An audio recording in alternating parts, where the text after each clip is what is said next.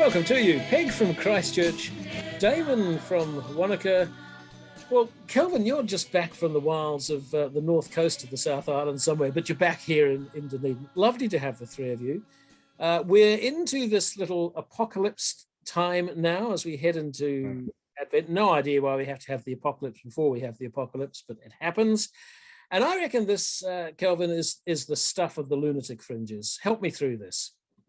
Well, yes, indeed. My conversion was into a Pentecostal church a few months before the 6-Day War started. So this passage and others like it were read keenly, and we all firmly expected the world to end by Tuesday lunchtime, but at the very latest. But this is I think it's got a much more general context, though. This is a passage which comes from the end of Jesus' ministry. Immediately following this, there are the passion narratives. So he's headed for the cross. And before this was the triumphal entry into Jerusalem. And then Jesus has got a very different stage of ministry, it seems. It's summed up at the end of chapter 21, where it says that what he does is he goes to the Mount of Olives to sleep at night. And from early in the morning till late in the evening, he's in the temple teaching. So he's not performing miracles and doing the things which drew the great crowds, but he's there in the temple. And it's a ministry that's not to the 12, and it's not to his inner circle. It's not to Peter and James and John and those few very close disciples. But it seems to be a ministry to the general people, that he's working very hard. He knows his death is imminent, and trying to explain to them what it is that he's about and what it is that the Messiah is. So there's lots of debates with the powers that be. And this apocalyptic passage, he says there's three things going to happen. Firstly, there's going to be natural disasters. Secondly, there's going to be national and international conflict. And lastly, there's going to be ill-informed people with very bright ideas spouting their mouths off about what it all means. So those three things, you could say, look around you. But any age, from the time it was said till now, could say, look around you, because these are the things that are happening in every age. And it seems to me that what Jesus is on about here, he said once when talking, about the woman who wasted money by pouring ointment over him. He said, the poor are always with you, but also who are always with us are the rich and the powerful, because if there weren't any rich and powerful, there wouldn't be any poor. And the rich and powerful are with us forever, making systems for the benefit of the rich and powerful. And these are the systems which give rise to the war and to the rumours of war. And these are the systems which always end in destruction and death and mayhem. And Jesus is saying, these are all around you. Look around you. But, and this is the but of his whole ministry, there is something else. There is the kingdom of God. And he is inviting people to look past these institutions to this wonderful reality of God's eternal and loving presence with every one of us all the time. Well, thank you. We like this first part to be challenging, and the throw from that challenge is to find God amidst the mayhem and to make sense of this. Damon, where would you like to go with all of that? Just very impressed there with what how Kelvin has summarised this passage, and there's a lot in it. I mean, certainly one of the things that strikes me about this passage, that although it was written some 2,000 years ago and has been misinterpreted and misused by many over the millennia and caused great amounts of fear, as Kelvin said, that there is something oddly current about it as well. When you think of, here we are living in the midst of a pandemic. We've just had the COP26 summit in Glasgow, and sea level rising, all that imagery comes through in this particular passage.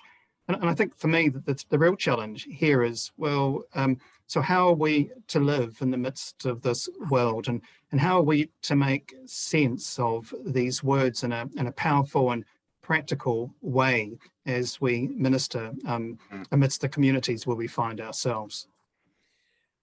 Peg, does that resonate for you? You just had a shift of job and perspective, but yeah. Absolutely. And the challenge is to not get disheartened and despairing about the overwhelmingness of things that keep coming up and keep challenging us. As often I've told people about how as a child I was afraid the world was going to end because we had a crazy American president who was going to push the button. And and then later I thought the world was ending when the Twin Towers came down. And yet there is the promise. The challenge is not to despair. The challenge is to not let our broken relationships and with the world and with each other get in the way of receiving God's love. Well, let's move on from that. We're all feeling this. I think everybody who's watching this is feeling this. We're tired and we're unsettled. So let's move into finding good news. You've offered some, but I'll come back to you, Kelvin, again. How would you express the good news that we find in this little apocalyptic passage? Well, I guess I'd like to emphasize what Peg has just said, that what Jesus has called here to us is to witness to the kingdom, despite what's going on. That the good news is that all of the disaster around us isn't the end. That's not the final say. That there is something deeper and richer and more powerful that Jesus continually calls our attention to. And he's, as you hinted at the beginning, he's a fairly a private apocalypse in his own life, because he's heading to some pretty torrid times, and he knows it. Damon, for you, some good news here.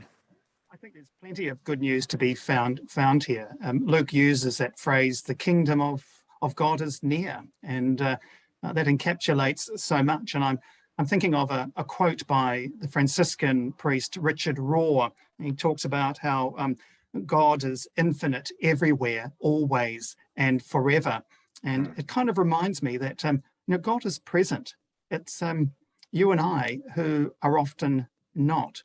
And so when I look at this passage, when I listen to it, what really strikes me the most in terms of the good news as it brings is the parable of the fig tree, and where Luke says, "Look at the fig tree, look at the fig tree and all the trees." It's almost as though he's saying, pay attention to what is right before you, because the answer is there. For God is there. And as we approach this season of Advent, one of the things we're doing here in the Apocalyptic is doing a study which holds alongside the readings for each Sunday some of the poetry of Mary Oliver, the American poet who died back in 2019. And in fact, the first poem that we begin with is one that's entitled "Yes, No." And it starts beautifully, and then she goes on to say how important it is to walk along, not in haste, but slowly, looking at everything and calling out, "Yes, no."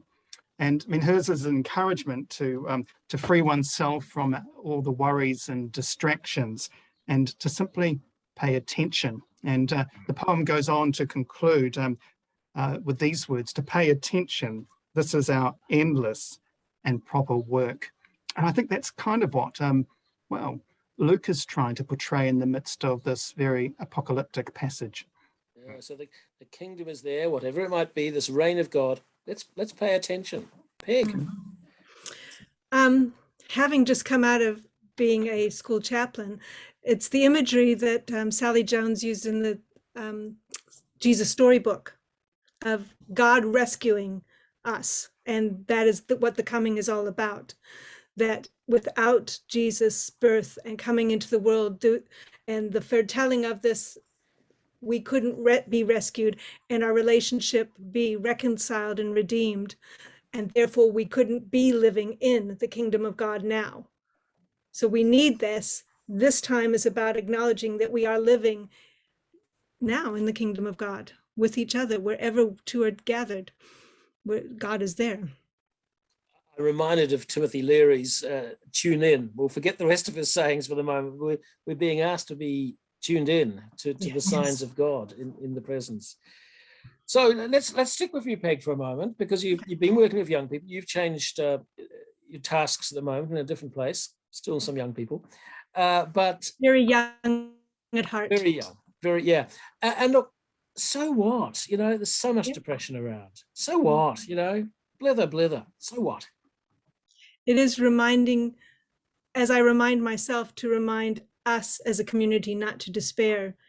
When we see people protesting about their lack of freedoms or their choices being taken away, how to not despair and be one community, and how do we recognize them still as humans who have to be heard so that they can understand. And I think that that's true with the gospel too. People we talk a lot about Yes. We talk a lot about binaries, and the temptation is to say, I don't like them, they're wrong, we're right. And you're saying let's dig a little deeper and just find the commonality. Because if we don't build a relationship, if we don't create the bridge that says I'm listening and you listen, and then we find common ground, we won't be community. Okay, Damon, does that make sense for you? And how would you find a so what in this passage? It's about hope, isn't it? Holding on to hope. That's a real key part of it all. And I think it was, again, Richard Rohr who spoke about Christ being another name for everything in its fullness. And I love that. And for me, everything in its fullness is the glory that this passage and this season points us towards. And so a bit of a so what for me is we'll go and take, as Mary Oliver says, a yes-no walk. And in fact, I did it just an hour or two ago with the dog. And it's just wonderful to try and be there in the moment and to hold that space and to see the life, the energy, the relationships, the beauty that's abounding, that God's presence is there. Let's just come into that space, into that moment, and to be part of it all. And that's where I think healing, hope, goodness really has its origins. And very interestingly, early in the pandemic, pre-Delta, the first wave, there was a lot of people commenting how Papatūānuku, the earth around us, is having a moment to breathe. And you're almost suggesting here that we're getting a moment to breathe as well, however much it hurts at first. In the midst of whatever's happening around us, that's that space we need to find. That in the midst of perhaps the chaos as well as the beauty, that space, that moment where God is present. And again, to ask you, Kelvin, that's clearly resonating with where you began. But do you want to add to that in terms of this? So what? What does it mean today? Well, I can identify very strongly with what both Peg and Damon have said. But for me, there's a different sort of challenge. I'm getting better and better at being aware and disappearing into myself, and that's not what this passage calls me to. It calls me to a witness to the kingdom, to not just into some sort of inner experience and little thought world that I can invent for myself to escape from all of the nonsense that's going on around us, but it calls me out to be a witness to the reality of God in the midst of all this chaos, and to be present for others who are as confused as I am. So bearing hope, I'm hearing you say, in the midst of all this turmoil. Look, I think that really gives us some keys into the passage. So I'd love to leave it there. And Peg, Damon, Kelvin, thanks for being a part of breaking open this really tough little passage. Thank you.